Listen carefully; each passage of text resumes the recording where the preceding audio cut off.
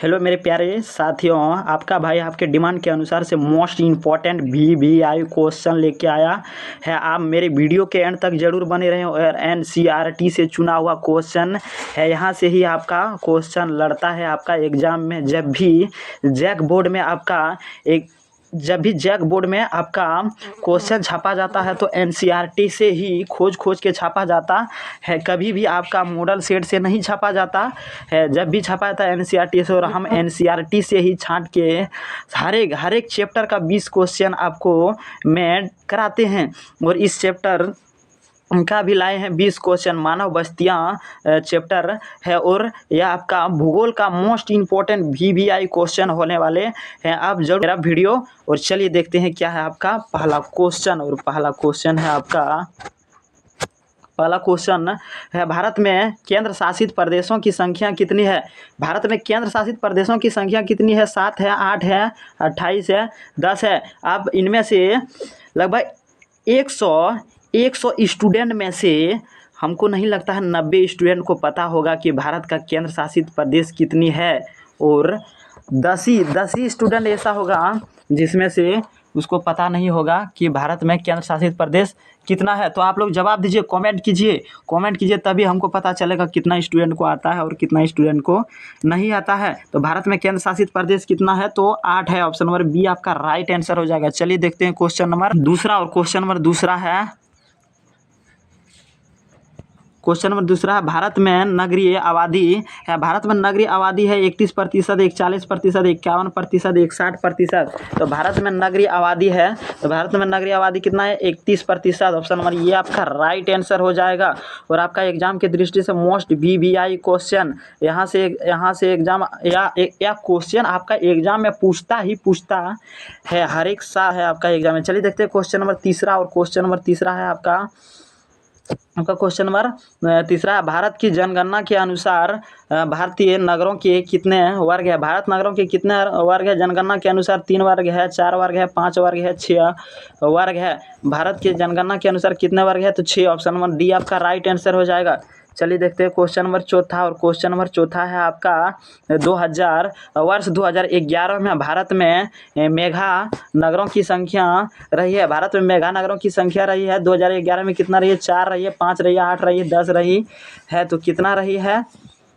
वो 8। Option number C आपका right answer हो जाएगा। चलिए देखते हैं क्वेश्चन नंबर 5। क्वेश्चन नंबर 5 है आपका सामने, कौन सा भारत का सबसे बड़ा महानगर है? कौन सा भारत का सबसे बड़ा महानगर है? कोलकाता है, मुंबई है, दिल्ली है, चेन्नई है। तो कौन सा एक ऐसा भारत का सबसे बड़ा महानगर है? कौन सा है इनमें से? तो आपका मुंबई। ऑप्शन नंबर बी आपका राइट आंसर है। मुंबई एक ऐसा महानगर है जो भारत का सबसे बड़ा महानगर है। चलिए देखते हैं क्वेश्चन नंबर छठा। और क्वेश्चन नंबर छठा है आपका, निम्न में से कौन प्राचीन नगर है? निम्न में से कौन प्राचीन नगर है? भोपाल है, गंगा नगर है, पाटना है, जमशेदपुर है। तो कौन है? पटना है। ऑप्शन नंबर सी आपका राइट आंसर हो जाएगा। चलिए देखते हैं क्वेश्चन नंबर 7। और क्वेश्चन नंबर 7 है आपका सामान्य आकार के घरों के समूह को क्या कहते हैं? समान आकार के घरों के समूह को क्या कहते हैं? तो बस्ती कहते हैं, कस्बा कहते हैं, नगर कहते हैं, पुरावा कहते हैं। तो क्या कहते हैं? सामान्य आकार के घरों को क्या कहते हैं? तो बस्ती। ऑप्शन नंबर ये आपका राइट आंसर हो जाएगा। चलिए देखते हैं क्वेश्चन नंबर 8। और क्वेश्चन नंबर 8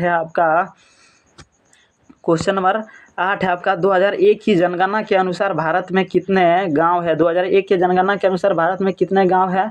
5.93 लाख, 5.12 लाख, 493 लाख, 3.93 लाख। तो कितना हो जाएगा आपका? 2001 की जनगणना के अनुसार भारत में कितने गांव है? भारत में कितना गांव है 2001 के अनुसार? तो भारत में 5.12 लाख है। ऑप्शन नंबर बी आपका राइट आंसर हो गया। चलिए देखते हैं क्वेश्चन नंबर 9। और क्वेश्चन नंबर 9 है आपका most important VVI question, Jamshedpur किस प्रकार का नगर है? जो जमशेदपुर है वह किस प्रकार का नगर है? औद्योगिक नगर है, खनन है, पर्यटन है, इनमें से कोई नहीं। तो जमशेदपुर जो है किस प्रकार का नगर है? तो औद्योगिक नगर है। ऑप्शन नंबर ये आपका राइट हो जाएगा। चलिए देखते हैं क्वेश्चन नंबर 10। और क्वेश्चन नंबर 10 है आपका, माउंट अबू निम्नलिखित में से किस प्रकार का नगर है? माउंट अबू किस प्रकार का नगर है? तो पर्यटन नगर है, प्रतिरक्षा नगर है, पतन नगर है, शैक्षिक नगर है। तो किस प्रकार का नगर है माउंट अब्बल? तो आपका पर्यटन नगर है। ऑप्शन नंबर ये आपका राइट आंसर हो जाएगा। चलिए देखते हैं क्वेश्चन नंबर 11 और नेक्स्ट क्वेश्चन है आपका। और नेक्स्ट क्वेश्चन है किस प्रकार की बस्तियां सड़क, नदी या नहरें के किनारे होती है? किस प्रकार का बस्तियां सड़क, नदी, नहरें के किनारे होते हैं? रेखीय बस्तियां होती हैं, वृत्ताकार बस्तियां होते हैं, वर्गाकार बस्तियां होते हैं, चौक पट्टी बस्तियां होते हैं। तो किस प्रकार के बस्तियां होते हैं? तो रेखीय। ऑप्शन नंबर ये आपका राइट आंसर हो जाएगा। चलिए देखते हैं क्वेश्चन नंबर 12 और क्वेश्चन नंबर 12 है आपका। क्वेश्चन नंबर 12 है कलहारी मरुस्थल में कौन सी जनजाति निवास कराती है? कलहारी मरुस्थल में कौन सी जनजाति निवास कराती है? तो कौन सा कराती है? पिंगमी कराती है, माओरी कराती है, बुशमैन कराती है, इनमें से कोई नहीं। तो कौन कराती है?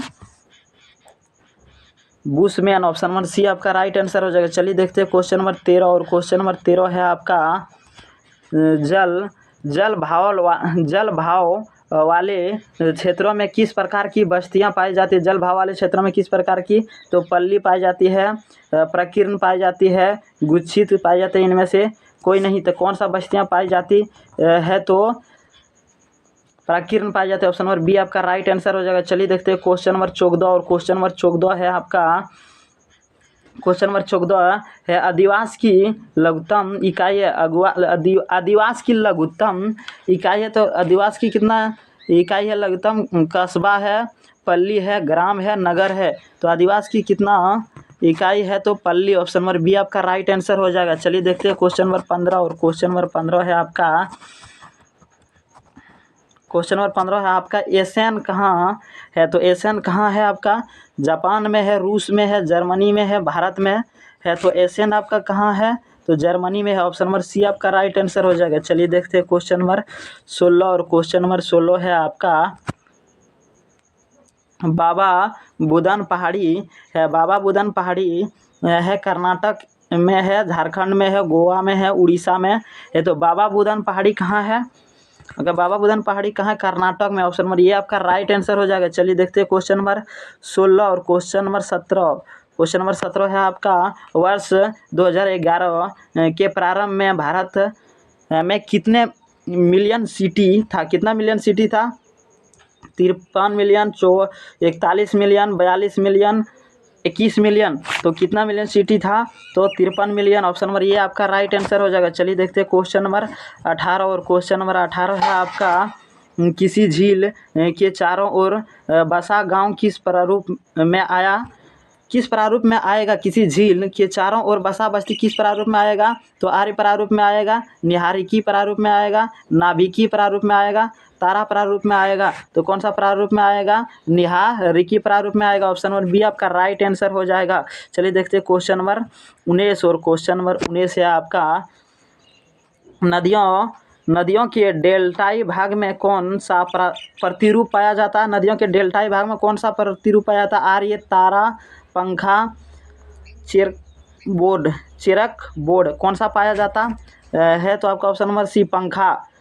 नदियों के डेल्टाई भाग में कौन सा प्रारूप पाया जाता है? तो पंखा। ऑप्शन नंबर सी आपका राइट आंसर हो जाएगा। चलिए देखते हैं क्वेश्चन नंबर 20 और क्वेश्चन नंबर 20 है आपका और आपका यह सेशन का अंतिम क्वेश्चन। अभी तक आप मेरे चैनल पे नए हो तो चैनल को सब्सक्राइब जरूर कर लीजिएगा और आप वीडियो को लाइक जरूर, एक लाइक तो जरूर कर लीजिएगा ताकि हमें भी मोटिवेशन मिलेगा और आपके लिए इतना मोस्ट इंपॉर्टेंट VVI क्वेश्चन लेके आएंगे। जैसे आप मेरे चैनल को सब्सक्राइब करेंगे तो और इस तरह का वीडियो मैंने इसी चैनल पे अवेलेबल करा रखे हैं और जाके आप देख सकते हैं। मेरे चैनल को सब्सक्राइब करने के बाद जैसे ही हम वीडियो आपको अपलोड करेंगे तैसे ही आपके पास तुरंत नोटिफिकेशन चला जाएगा। चलिए देखते हैं क्वेश्चन नंबर 20 और क्वेश्चन नंबर 20 है टुंडा